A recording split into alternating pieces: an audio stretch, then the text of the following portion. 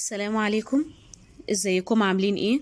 انا دلوقتي جمعت تقريبا كل الحبوب اللي هقدر اقدمها للطيور وهي منقوعة.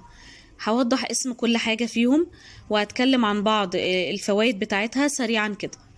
انا عندي اول حاجة الغلة او القمح.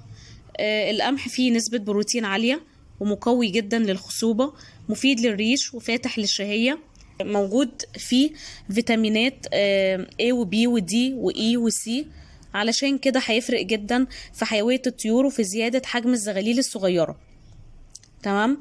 عندي تاني حاجة الشعير. الشعير فيه نسبة حديد عالية قوي ومغنيسيوم وفسفور وزنك وفيتامين ب 12 بيقوي جهاز المناعة، غير نسبة الأحماض اللي فيه اللي هي بتساعد على بناء الأنسجة وريش الطائر.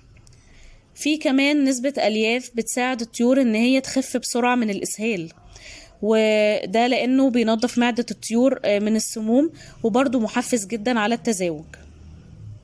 ثالث حاجة عندي الذرة النية أو الذرة الصفراء. دي بتقوي جهاز المناعة للطائر وبتحتوي على فيتامين ب اللي هو بيساعد على بناء الخلايا. فيها كمان أحماض وبروتينات وألياف مفيدة جدا لحيوية الطيور ولصحة العين. ده غير نسبة الأملاح المعدنية اللي فيها زي الصوديوم والفوسفور والبوتاسيوم. بعد كده في رقم 4 الشوفان. ده بقى مهم جدا جدا بالذات للبادجي، لأن هو بيحرق الدهون فبيعالج التليس اللي عندهم.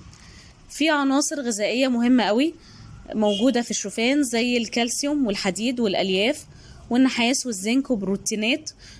كل الحاجات اللي هي مفيدة جدا لحيوية الطيور وتقوية المناعة والريش، وده كمان بيعتبر مصدر أساسي للطاقة. علشان كده أنا بفضل استخدامه بمعدل أزيد شوية في الشتاء عن الصيف. آخر حاجة عندي الذرة العويجة أو اللي هي الذرة البيضاء. دي فيها فيتامينات كتيرة جدا زي فيتامين ألف وباء وجيم وحمض الفوليك وأملاح معدنية وكربوهيدرات وألياف. بتبني أنسجة الطيور ومهمة جدا للخصوبة وبتساعد على الهضم وبتمدهم كمان بالطاقة. كل الحاجات اللي أنا اتكلمت فيها دلوقتي دي نقدر ان احنا نغسلها كويس وبعدين نسيبها في المية يوم كامل، وبعد كده بنغير طبعا المية كل 10 ساعات او 8 ساعات حتى، وبعد يوم بالظبط هنغسلها تاني ونصفي المية منها ونقدمها بقى زي ما هي كده للطيور مرة على الأقل في الأسبوع. وإذا الطيور رفضتها في الأول فده عادي، لكن مع التكرار إن شاء الله الطيور كلها هتتعود عليها، بما فيها على فكرة الدواجن والبط والحمام. كل أنواع الطيور مهمة جدا ليها الحبوب المنقوعة دي.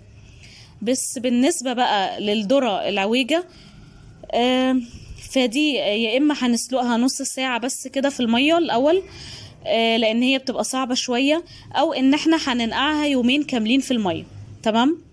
ان شاء الله انا في الفيديوهات الجايه هوضح قدامكم كل حاجه عملي ولوحدها، وازاي ان انا بتعامل معاها وازاي بقدمها للطيور بالطريقه اللي هي تخليهم يستفيدوا منها بسرعه وكمان يحبوها. تمام. شكرا وفي رعايه الله.